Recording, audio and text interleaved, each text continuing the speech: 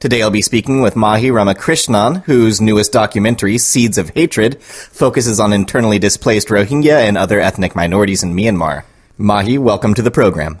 Yeah, hi, how are you? I'm great, thank you. Could you take a moment and introduce yourself? I started off as a journalist and worked with some of the media organizations, including Associated Press, AFP, Time Magazine, and then started venturing into television, Al Jazeera, Press TV of Iran. I also do some work for Voice of America. And 7 years ago, I started making investigative films, because when I started working for Time Magazine, I started doing some investigative journalism in Southeast Asia, particularly on Islamic militancy, and that kind of brought the interest forward to make films. So some of the films which I've done, which are tough, were centered around trafficking issues, child sex industry, and conflict and war in Sri Lanka. I'd like to hear how you got involved covering the Rohingya issue in particular. I found out from my mother that her mom, my grandmother, was a Rohingya. She had photos of her mother and her grandparents and the ancestors. But unfortunately, we didn't know which village they were from. And I kind of got curious. And that curiosity grew as I was doing some news reports on the Rohingya refugees in Malaysia. And then I started reading up about them more, and I felt terrible about the persecution that was going on in Burma, the statelessness experienced by the Rohingya in their own home country.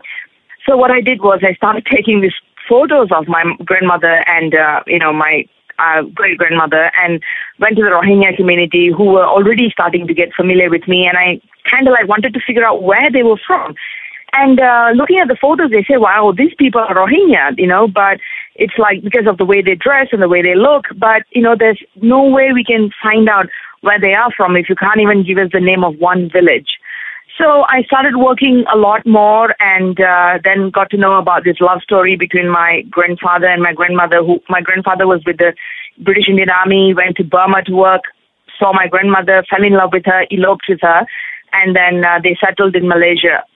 So what I did was I started doing lots and lots of research into the Rohingya community, and it became like a passion. It became like a war. It became like a struggle. It's like now it has come to a point where I need to continue doing this work. I need to contribute in whichever small manner I particularly can to further this discourse, because at the end of the day, I would really like my people to be able to go home. I know you've recently premiered your documentary, Seeds of Hatred. Could you tell me a little bit about the film? Was it difficult to gain access to this clandestine world?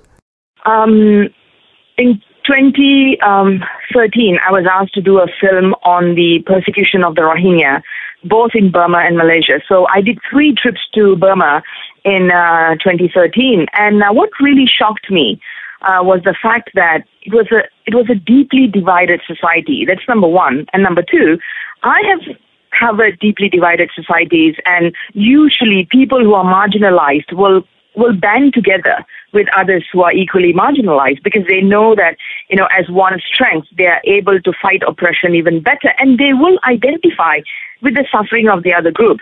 But in Burma, it was completely different. The Karen, the Chin, the Kachin, the Akha, they did not identify with each other. They were wary and suspicious of one another, and they had absolutely no affinity towards the Rohingya. It was not just the marginalized groups that did not have the affinity towards the Rohingya, who did not accept them as their people, but it was also the nationalists, people from Aung San Suu Kyi's party themselves, the people who are the dissidents in Burma, who suffered solitary confinement, who had their nails pulled out by the military during the rule of the military. Even they could not identify with the Rohingya. They did not accept them as citizens. So I came back and I told my funders that, if I did a film just glorifying the suffering of the Rohingya, it's not going to help to heal the wound, to kickstart national integration, national reconciliation in Burma. So I did a film called Seeds of Hatred, and although it focuses on the Rohingya as the most persecuted people because they are stateless in their home country, and this is a state-sponsored I call it genocide. I've no problem saying that.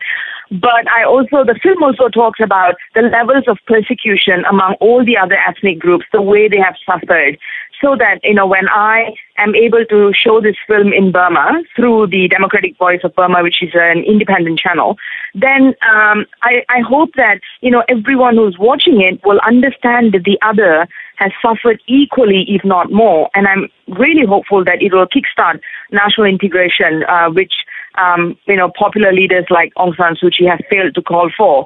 But one of the toughest thing I faced was to get access to the internally displaced people's camps, because I believe that the film will just not do if I couldn't get footage out of the camps. There are 9 camps in Sizwe, and I wanted to also film in the Rakhine Buddhist camps. So that took me weeks of preparation, weeks of waiting, anxiously not sure if I will ever get the permission, because I didn't want to smuggle myself in because I had some gear, even though I couldn't go with full gear.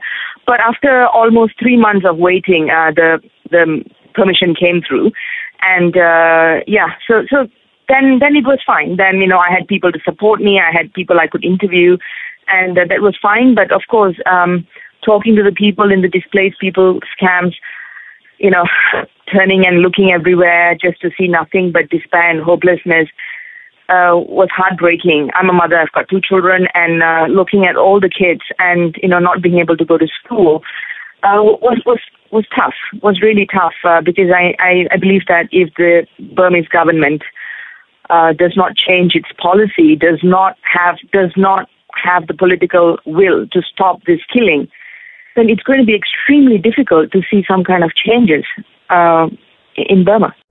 Mahi, I noticed you premiered your film at the ASEAN People's Forum Film Festival, and there's been some talk about ASEAN's possible role in strengthening human rights in Myanmar. Do you feel like ASEAN's a good platform to implement human rights reforms in the country? Do I believe that ASEAN can do better? Yes. Have they done anything? Absolutely not. They've been nicknamed as Toothless Tiger for a long, long time now. The ASEAN leaders, they meet every year for this summit. There's lots of backslapping, there are lots of dinners and handshakes, and then they go back and they pretend as if everything is perfectly fine. And, if you ask me why they do it, it's simple. Because of the non-interference policy, which allows them to just stay away from so-called domestic issues of other countries. But if you ask me what that really is about, then I think it's about telling the other country, hey, you know what? As long as you don't tell me what's wrong with me, I will keep away from whatever it is that you're doing. Even if you are causing you are committing gross human rights violations. I'm not going to say anything about it. And that's what is happening in ASEAN, not just where Burma is concerned, but also about gross human rights violations by other countries, including Thailand and Malaysia. But talking about Burma, this time around, yes, there was some voice.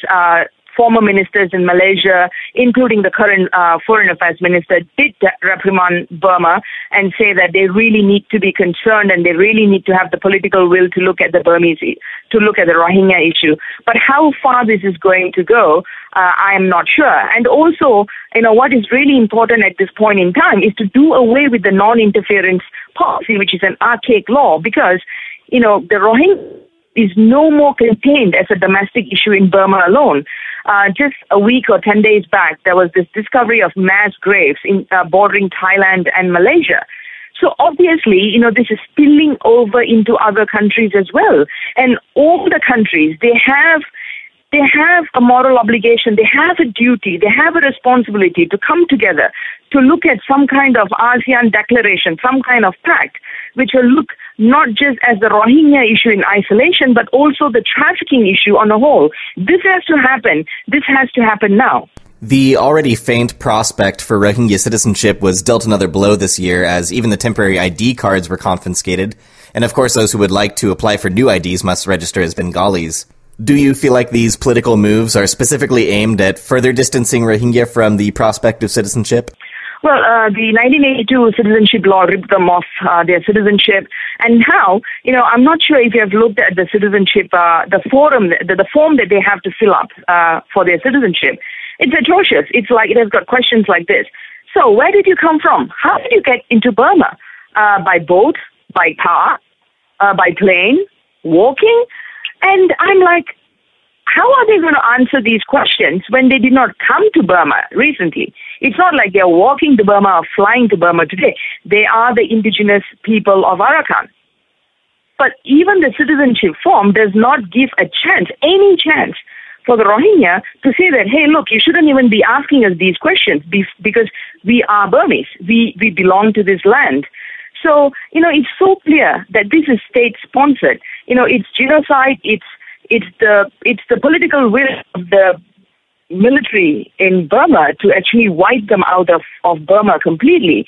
And that is what is happening. And what is a concern at this point in time is the fact that in November, there's going to be elections in Burma, and that there will be an escalation of violence, not just against the Rohingya, but also other Muslim minorities. Mahi, considering your experience with these issues, what do you feel are the most important steps that can be taken towards righting these wrongs? Well, first and foremost, the Burmese quasi-civilian government has to have the political will to stop these killings. It has to rein in the military. I mean, if you look at the makeup of the cabinet, then 25% has to be allotted to the military. That's according to the federal constitution. And then if you really look further, another 50% of them are actually former military people. They sometimes even come to the cabinet wearing military uniforms. So that means that 75% of the cabinet is actually military people, leaving only 25% allocation for the civilians. So this is a quasi-civilian government. They have to have the political will to stop these killings. They have to rein in the military. They have to give proper order to the military saying that, hey, you really need to stop this now. And also powerful, iconic figures like Aung San Suu Kyi, they can kickstart a call for national integration. People like Aung San Suu Kyi can kickstart a call to end this killing. She can actually ask the other people, including the majority Burmese and the other ethnic groups, to come together, to work together, to band together as one force. But none of that is actually happening. And if you look at the regional countries, then they should keep pressuring Burma to stop the killings. And if you look internationally, then yes, there were sanctions, and now U.S. has actually lifted off some of the sanctions, even though I don't really believe that sanctions has ever worked or has ever helped. But then countries like the West, including the U.S., which is flocking, investors are flocking from the West to Burma, which is fine. But then, the trickle-down effect to the poor, the country is largely poor. It's just not happening. So what businesses are, it's almost like nation states are looking at business opportunities in Burma as opposed to, reprimanding this military government to actually say that, hey, we will come, we will invest, but, you better behave. You better look at what you're doing, not just in terms of where the Rohingya are concerned, but also other ethnic groups. So this has to be a concerted effort where, business interest cannot be above humanity and humanitarian cause, where even ASEAN, which is all about business interest, it's all about the setting up of an ASEAN economic community, which is all centered on business profits and corporate interests. This has to shift. People have to look beyond business, beyond money, beyond profits to say, we will come, we will invest, but, you need to look at your human rights record. You need to put it straight. You need to stop killing. Burmese government itself has to have the political will. When all this comes together, then the Rohingya can go home. Until then, it's really going to be a tough call. I really hope that there will be more people coming together to work on the Rohingya issue. Refugee is not sexy. Refugee is not a sexy story. It's not a sexy thing for the media unless, you have scores of people being killed and escalation of violence, then it makes headlines. Other than that, it's not sexy. But I'm hoping that, various human rights organizations will come together to look at this Rohingya issue seriously because because they are the world's most persecuted people. They are stateless in their own home. and they're fleeing into country like Malaysia, which has not ratified the 1951 UN Refugee Convention, leaving them in a limbo in Malaysia. They can't work, they can't send their children to school, and there are also various other issues in refugee communities around the world. It's not just about fleeing persecution and violence, it's also about psychiatric, psychological problems within the community, domestic violence which is happening within the community. So this has to stop. There has to be different organizations around the world must come together, and I'm hoping that this will happen, that there will be something more durable which we can see, which will actually show us a clearer path for the Rohingya to go back home.